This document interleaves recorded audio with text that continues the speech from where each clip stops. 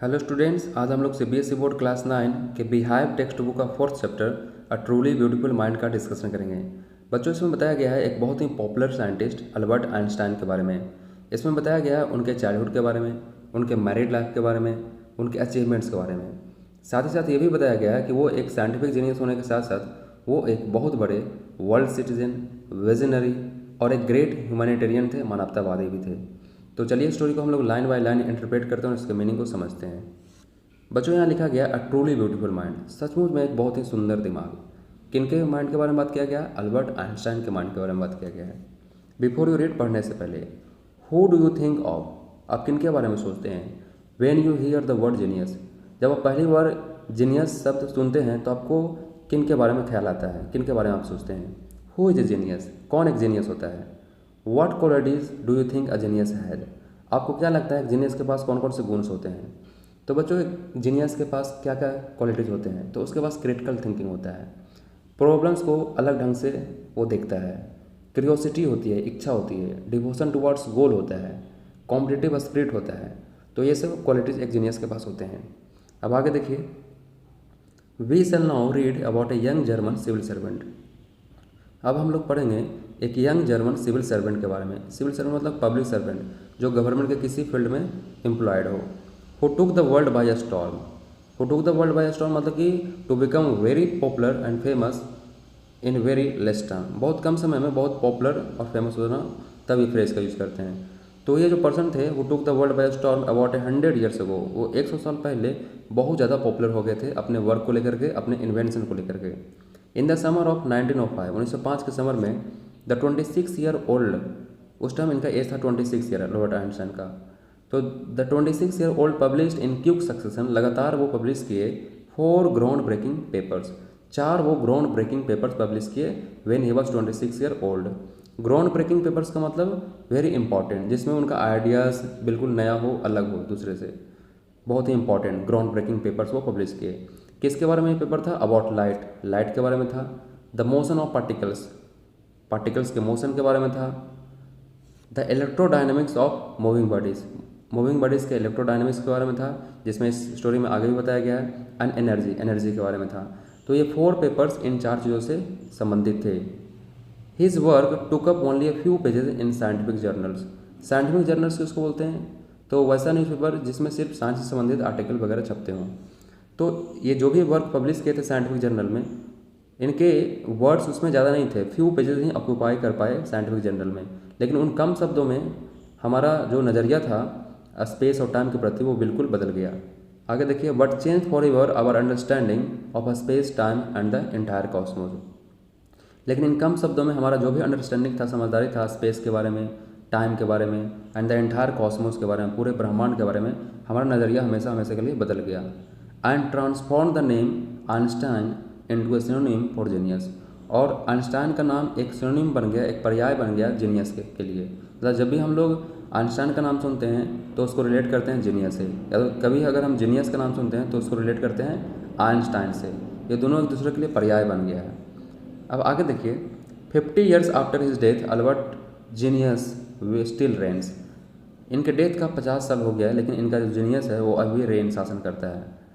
अब आगे देखिए, ये 50 ईयर्स बताया गया है जब यह स्टोरी लिखा गया हो तब से, अब यह टाइम और भी आगे बढ़ गया है। अब देखिए, Albert Einstein was born on 14 March 1879 in the German city of Ulm, German का ये एक सिटी है ओल्म, वहीं पर इनका जन्म हुआ था 14 मार्च 1879 में। Without any indication that he was destined for greatness, ऐसा कोई इंडिकेशन नहीं दिखता था बचपन में कि वो डेस्टिन्ड मतलब प्री डिटरमिन्ड, पहले से ही पता चल जाए जो कि वो ग्रेटनेस के लिए जन्म लिया है, महानता के जन्म लिया है, ऐसा कोई इंडिकेशन बचपन में दिखाई नहीं पड़ता था इनके अंदर। ये मतलब कि नॉर्मल बच्चे की तरह था। ऑन द कॉन्ट्ररी, इसके विरुद्ध क्या हुआ? His mother thought Albert was a freak, इसकी माँ सोचती थी कि उनका बच्चा जो है वो एक फ्रीक है, मतलब अब नॉर्मल है, दूसरे बच्चों से बिल्कुल अलग है, डिफरेंट है।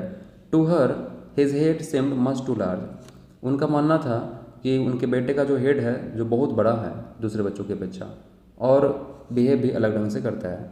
फिर देखिए next page, at the age of 2.5, 2.5 साल की उम्र में Einstein still was not talking, 2.5 साल हो गया था लेकिन फिर भी आइंस्टाइन बात नहीं कर रहे थे। When he finally did learn to speak, जब वो बात करना सीखे भी तो ही अटर्ड एवरीथिंग ट्वाइस, तो वो प्रत्येक चीज़ को 2 बार बोलते थे। Einstein did not know what to do with other children, Einstein बिल्कुल नहीं जानते थे कि वो दूसरे बच्चों के साथ हम क्या करें, क्या किया जाए। मतलब कि बिल्कुल वो इंटरेस्टेड नहीं थे, खेलते नहीं थे, अलग से रहते थे। And his playmates called him brother boring, और इनके जो भी प्लेमेट्स थे, दोस्त थे साथ में खेलने वाले, इनको आइंस्टाइन को ब्रदर बोरिंग बुलाते थे, क्योंकि ये बहुत बोरिंग थे, दूसरों के साथ खेलते नहीं थे। So the youngsters played by himself, इसलिए ये जो यंगस्टर था, यहाँ यंगस्टर बोला गया अल्बर्ट आइंस्टाइन को, वो खुद अपने आप में ही खेलते थे। अब देखिए इस सेकंड पैराग्राफ में कुछ बताया गया। और Otto Neugebauer the historian of ancient mathematics, ये एंसेंट मैथमेटिक्स के हिस्टोरियन हैं। ये क्या कहते हैं, told a story about the boy Einstein, ये आइंस्टाइन लड़के के बारे में कहानी बताते हैं। That he characterise as a legend, जिसको वो बहुत ही इंपॉर्टेंट स्टोरी मानते हैं इनके बारे में। But that seems Fairlie authentic, और ये जो स्टोरी है आइंस्टाइन के बारे में वो फेयरली ऑथेंटिक भी है, सच्चा भी है। As he was a late talker, वो बोलते हैं कि आइंस्टाइन जो है जो बहुत बड़े लेट टॉकर थे, मतलब देर से बात करते थे किस चीज़ के बारे में। हिज पेरेंट्स वर वरीड, इस कारण से उनके पेरेंट्स हैं जो चिंतित रहते थे आइंस्टाइन को लेकर के कि हमारा बेटा है जो बहुत देर से बात करता है। At last at the supper table, supper table मतलब सपर बोलते हैं a light meal taken in the evening, शाम में जो हल्का सा खाना ले आया था उसको सपर बोलते हैं। तो एक बार सपर टेबल पे लोग खाना खा रहे थे आइंस्टाइन और उनके पेरेंट्स, वन नाइट, एक रात। He broke his silence to say, तो आइंस्टाइन बहुत देर के बाद वो कुछ बोले।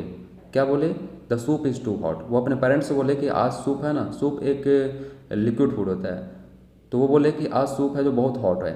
Greatly relieved his parents asked why he had never said a word before, बहुत रिलीव्ड इनके पेरेंट्स महसूस हुए, मतलब कि रिलैक्स्ड महसूस हुए, और वो सोचे कि हमारा बेटा पहले से क्यों नहीं ऐसा कुछ बोला था।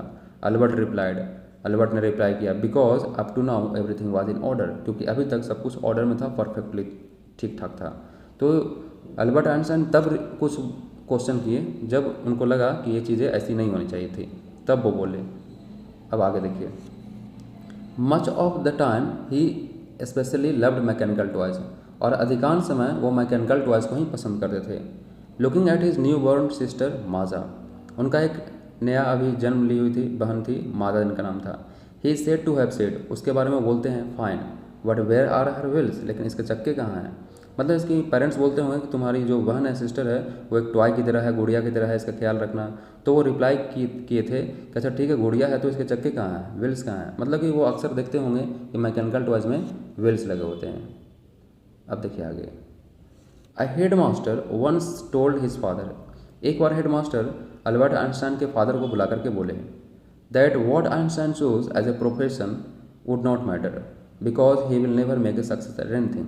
तो हेड मास्टर अल्बर्ट आइंस्टाइन के फादर को बोले कि चाहे जो भी कोई प्रोफेशन वो क्यों ना चूज करे, कभी वो सक्सेसफुल नहीं हो पाएगा उसमें। मतलब हेड मास्टर ही बोले थे आइंस्टाइन के बारे में, कभी वो सफलता हासिल नहीं करेगा। Einstein began learning to play the violin at the age of 6, जब आइंस्टाइन 6 साल के थे तो वो वायलिन बजाना सीखने लगे। Because his mother wanted him to, लेकिन क्योंकि उनकी माँ चाहती थी कि उनका लड़का है जो वायलिन बजाए। He later become a gifted amateur violinist, बाद में वो बहुत बड़े अमेच्योर वायलिनिस्ट बने। अमेच्योर किसको बोलते हैं, तो कोई भी पर्सन जो किसी प्रोफेशन को आउट ऑफ इंटरेस्ट के कारण उसमें इन्वॉल्व हो, ना कि बाय प्रोफेशन, पैसे कमाने के उद्देश्य से, तो उसको बोलते हैं अमेच्योर वायलिनिस्ट। तो वो एक अमेच्योर वायलिनिस्ट बन गए। Maintaining the skill through out his life, और इस स्किल को वो पूरे लाइफ मेंटेन किए, मतलब कि पूरे लाइफ वो वायलिन बजाए, कभी वो स्टॉप नहीं किए। फिर देखिए fourth paragraph, but Albert Einstein was not a bad people, Albert Einstein एक बैड पीपल नहीं थे, स्टूडेंट नहीं थे।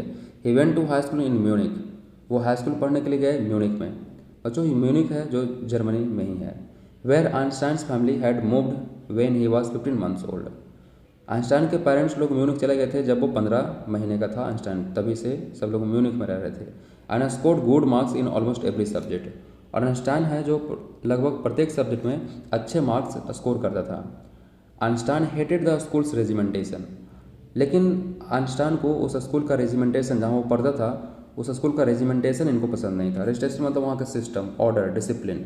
And often clashed with his teachers, और हमेशा क्लैश्ड मतलब कि वो टीचर से ही आर्ग्यू करने लगता था, बहस करने लगता था। एट द एज ऑफ 15, जब वो 15 साल के हुए, आइंस्टाइन फेल्ट सो स्टाइफल्ड, तो आइंस्टाइन अपने स्कूल में बहुत स्टाइफल्ड फील किए। स्टाइफल्ड मतलब उनको दम घुटने जैसा महसूस हुआ, सफोकेशन महसूस हुआ।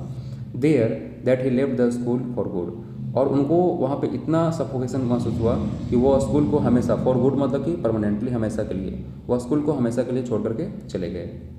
फिर देखिए 5th paragraph. The previous year Albert's parents had move to Milan. पिछले साल ही अल्बर्ट्स के पेरेंट्स मिलान मूव के गए थे। मिलान ये इटली का शहर है। And left their son with relatives, और अपने बच्चे को रिलेटिव्स के साथ छोड़ कर चले गए थे मिलान इनके पेरेंट्स। आफ्टर प्रोलॉन्ग डिस्कशन, बहुत लंबे डिस्कशन के बाद, Einstein got his wish to continue his education in German speaking Switzerland. तो अपने पेरेंट्स से बहुत ज़्यादा डिस्कशन के बाद फाइनली उनको परमिशन मिला कि वो जर्मन स्पीकिंग स्विट्जरलैंड में जाकर के अपने एजुकेशन को कंटिन्यू करेंगे। स्विट्जरलैंड में बहुत सारे जर्मन स्पीकिंग भी लोग थे।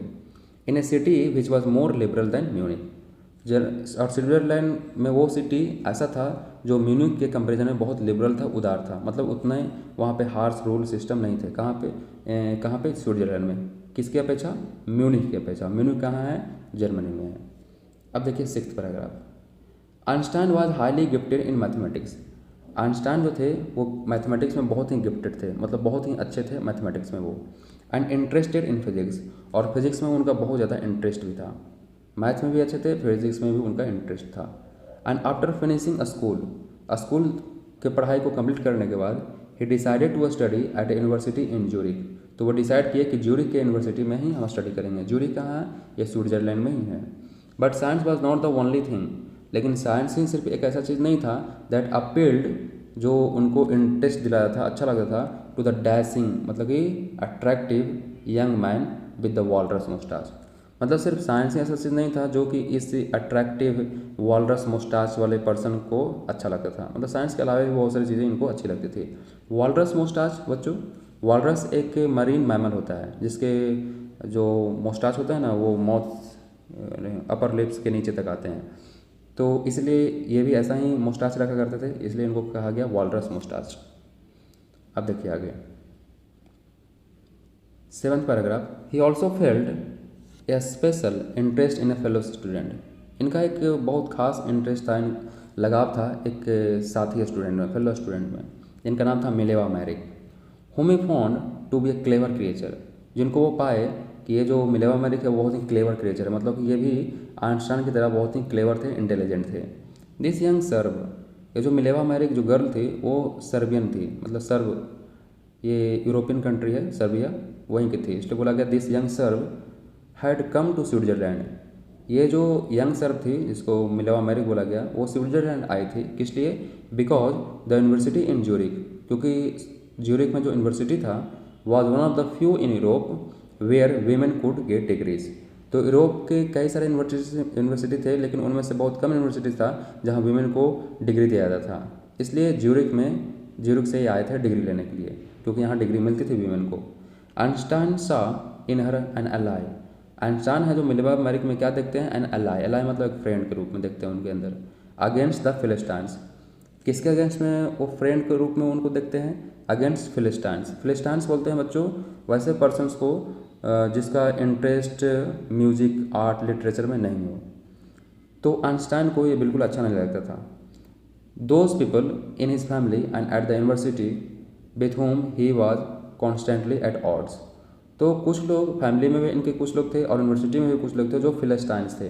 फिलिस्टाइंस थे मतलब कि उनका इंटरेस्ट म्यूजिक, आर्ट, लिटरेचर में नहीं था, लेकिन आइंस्टाइन का था, और इस मिलेवा मैरिक का भी था। इसलिए आइंस्टाइन है जो मिलेवा मैरिक में क्या देखते हैं? एक अलाई के रूप में देखते हैं, एक फ्रेंड के रूप में देखते हैं, ठीक है, क्योंकि दोनों एक ही चीज़ के प्रति इंक्लाइंड थे, इंटरेस्टेड थे। अब देखिए ये दोनों the couple fail in love, दोनों को लव हो गया आगे जा करके, फिर दोनों शादी भी कर लेते हैं। Letter survive in which they put their affection into words. कई सारे लेटर्स मिलते हैं इनके बीच में जो एक दूसरे को लिखा करते थे, जिसमें वो अपने अफेक्शन को वर्ड्स में शो किए हैं, बताए हैं। मिक्सिंग साइंस विथ टेंडरनेस, और जो भी साइंस से संबंधित बात करते थे तो साइंस को भी वो मिक्स करते थे टेंडरनेस के साथ, बहुत ही कोमलता के साथ, बहुत ही डेलिकेट वे में। रोड आइंस्टाइन, आइंस्टाइन लिखते हैं how happy and proud I shall B. एक लेटर में यह पाया गया है, मिलेवा मैरिक को वो लिखते हुए बोलते हैं कि how happy and proud I shall be, मैं कितना हैप्पी और प्राउड फील करूँगा when we both have brought our work on relativity, जब हम दोनों मिलकर के इस रिलेटिविटी के ऊपर जो काम कर रहे हैं, टू ए विक्टोरियस कंक्लूजन, उसको विक्टोरियस कंक्लूजन तक लेकर के आएँ। मतलब कि एक ऐसा उसको कंक्लूजन दे जिससे हम लोग को विक्ट्री मिल जाए, जीत मिल जाए। तो ये दोनों के बीच में काफ़ी सारे लेटर्स में बातचीत हुई है, और जो भी वर्ड्स इन दोनों के बीच में बारे में लिखा गया है लेटर्स में, वो बहुत ही डेलिकेट वे में, बहुत ही पोलाइट वे में लिखा गया है, टेंडरनेस के साथ लिखा गया है। अब देखिए नेक्स्ट पैराग्राफ, 8 पैराग्राफ में, इन 1900 में एट द एज ऑफ 21, जब वो 21 साल के थे 1900 में, Albert Einstein was a university graduate. तो अल्बर्ट आइंस्टाइन उस समय यूनिवर्सिटी से ग्रेजुएट हो गए, पास हो गए, एंड अनएम्प्लॉयड, लेकिन फिर भी अभी भी अनएम्प्लॉयड थे, उनको नौकरी नहीं मिली थी। तो हुआ क्या, he worked as a teaching assistant, तो वो एक टीचिंग असिस्टेंट के रूप में काम करना शुरू कर दिए ताकि कुछ पैसे अर्न कर सकें। गेव प्राइवेट लेसन्स देना भी शुरू कर दिए, and finally secured a job in 1902 as a technical expert in the patent office in Bern. और फाइनली 1902 में वो एक जॉब को सिक्योर किए, किसके रूप में, कौन सा job, as a technical expert के रूप में, कहाँ पे, in the patent office in Bern. Bern क्या है, ये स्विट्जरलैंड का कैपिटल है बर्न, और वहाँ के पेटेंट ऑफिस में। बच्चों पेटेंट एक ऐसा राइट होता है जो किसी साइंटिस्ट को, किसी पर्सन को उसके इन्वेंशन या ओरिजिनल वर्क के लिए पेटेंट राइट दिया जाता है। तो ये पेटेंट ऑफिस में एज ए टेक्निकल एक्सपर्ट काम करना शुरू कर दिए। While he was suppose to be assessing other people's invention, वहाँ पे वो दूसरे पीपल के इन्वेंशन को असेस करते थे, जांच करते थे कि उनका जो वर्क है, इन्वेंशन है, वो उनका है कि कॉपी किया गया है। Einstein was actually developing his own ideas in secret, तो वहाँ काम करते करते आइंस्टाइन है ना, जो एक्चुअली सीक्रेटली वो अपना आइडियाज़ पे काम कर रहे थे, वो अपने आइडियाज़ को डेवलपमेंट को लेकर के काम कर रहे थे। He is said to have jokingly called his desk drawer at work, वहाँ पे जब वो काम करते थे तो वहाँ पर एक डेस्क ड्रॉअर जहाँ पे वो बैठते थे, तो वो डेस्क ड्रॉअर को वो जोकिंगली मजाक मजाक में बोलते हैं, क्या बोलते हैं डेस्क ड्रॉअर को, the bureau of theoretical physics, उसको बोलते हैं कि ये मेरा थियोरेटिकल फिजिक्स का ब्यूरो है, डेस्क ड्रॉअर को। मतलब वो काम तो कर रहे थे लेकिन सीक्रेटली अपने आइडियाज़ पे भी, अपने थ्योरी पे भी काम कर रहे थे, और जो समय मिलता था खाली वो अपने फिजिक्स के थ्योरी पे भी काम करते थे। इसलिए उस डेस्क और फिजिक्स के थ्योरी वो सारे चीज़ डेस्क ड्रॉअर में रखते वगैरह होंगे उसी के अंदर, इसलिए उसको बोला गया डेस्क ड्रॉअर को bureau of theoretical physics. Okay, इससे क्वेश्चन भी पूछते हैं, अब ध्यान रखिएगा कि what does bureau of theoretical physics mean. अब देखिए पैराग्राफ 9 में, one of the famous papers of 1905, 1905 के कई सारे पेपर्स पब्लिश किए गए थे, लेकिन उनमें से एक जो पेपर था वो था was Einstein's special theory of relativity, वो था आइंस्टाइन का स्पेशल थ्योरी ऑफ रिलेटिविटी से संबंधित। इसमें क्या बताया गया था, according to which time and distance are not absolute. इस थ्योरी में बताया गया था कि जो टाइम और डिस्टेंस होता है वो एब्सोल्यूट नहीं है, फ्री क्वांटिटीज नहीं है, स्वतंत्र राशियाँ नहीं है, बल्कि टाइम और डिस्टेंस है जो एक दूसरे से रिलेटेड है, संबंधित है। Indeed to perfectly accurate clocks, और वो एग्जाम्पल के रूप में बताते हैं कि दो परफेक्टली एक्यूरेट क्लॉक्स है, दो सही सही चलने वाली घड़ियां हैं, will not continue to show the same time, ये दोनों घड़ियां सेम टाइम नहीं बता पाएगी, if they come together again after journey, जब दोनों घड़ियां एक जर्नी कंप्लीट करने के बाद एक साथ आता है, if one of them has been moving very fast relative to the other, अगर उनमें से कोई एक घड़ी जो ज़्यादा तेज़ी से मूव कर रहा हो तो एक कंप्लीट चक्कर लगाने के बाद जो घड़ी ज़्यादा तेज़ से मूव कर रहा है वो पहले समय बताएगा, और जो कम तेज़ से मूव कर रहा है वो समय उसमें कम बताएगा, मतलब कुछ ना कुछ अंदर जरूर होंगे, तो ये बताते हैं।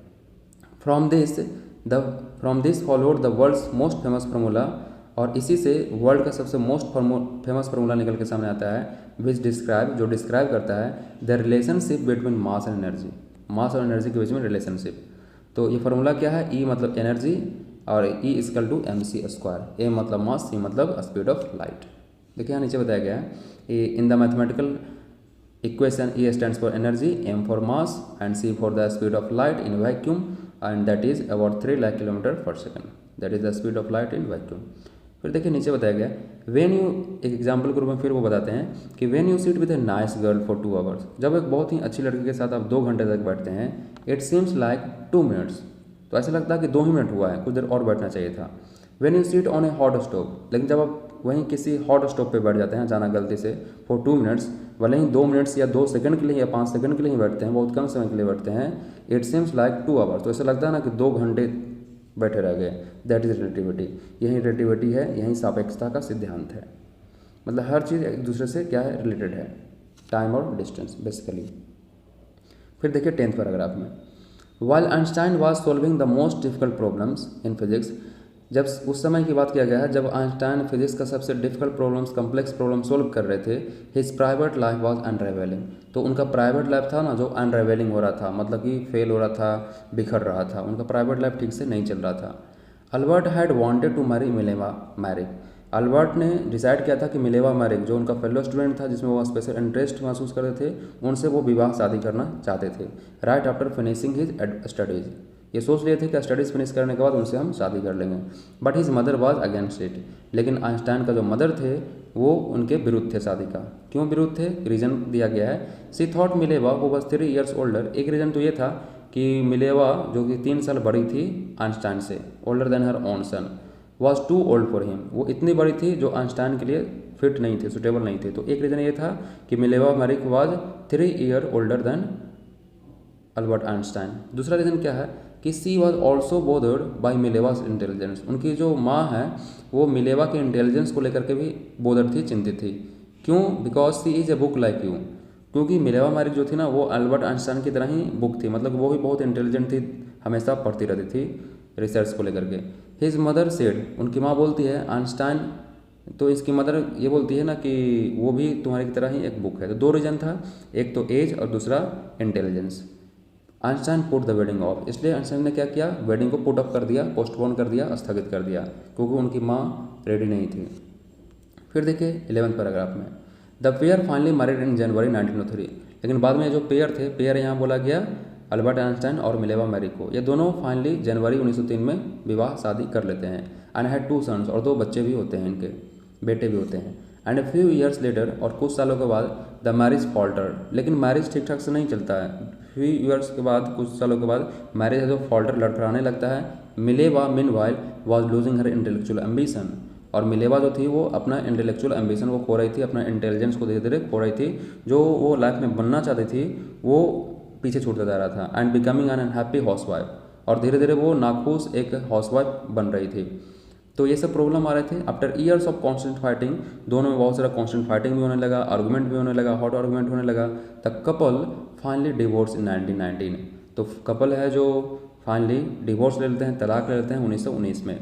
तो शादी करते हैं 1903 में, तलाक ले लेते हैं 1919 में, मतलब 16 ईयर तक इनका मैरिज चला था ठीक ठाक से। Einstein married his cousin Elsa the same year, उसी साल आइंस्टाइन है जो अपने कजन एल्सा से शादी कर लेते हैं।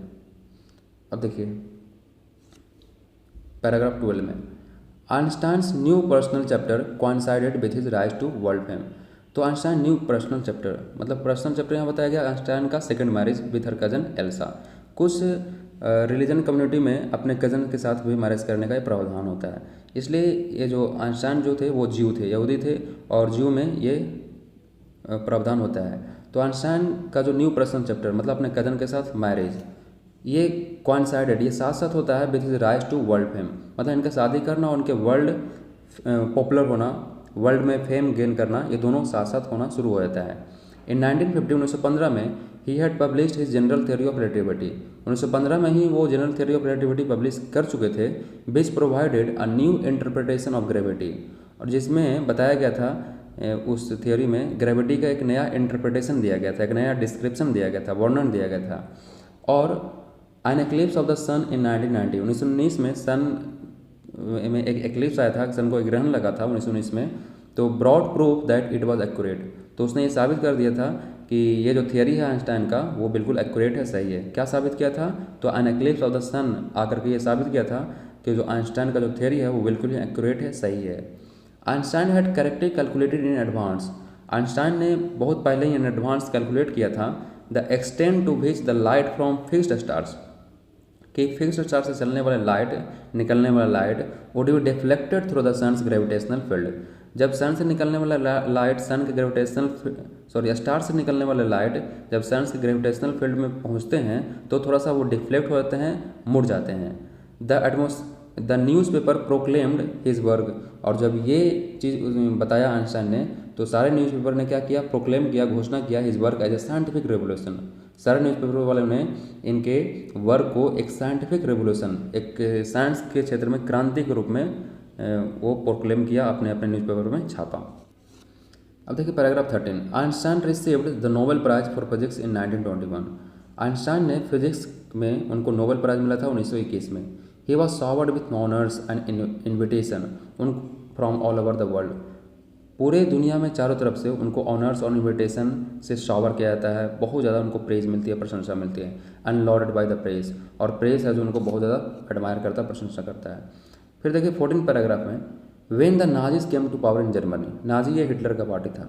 जब नाजी पार्टी पावर में आया जर्मनी में इन 1933 में, Einstein immigrated to United States. तो आइंस्टाइन है जो यूनाइटेड स्टेट्स चले गए। 5 ईयर्स लेटर, 5 सालों के बाद, the discovery of nuclear fission, nuclear fission का डिस्कवरी हुआ था कहाँ पे? जर्मनी में। बच्चों एटम बम इसी न्यूक्लियर फिशन के बेसिस पे ही काम करता है। तो इन बर्लिन में ये न्यूक्लियर फिशन का डिस्कवरी हो गया था, मतलब एटम बम बनाने का डिस्कवरी हो गया था। Had American physicist and in an approval, तो जब ये न्यूज़ अमेरिकन फिजिसिस्ट जाने तो इन एन अप्रूवल मतलब वो बहुत ज़्यादा अपसेट हो गए, नाराज़ हो गए।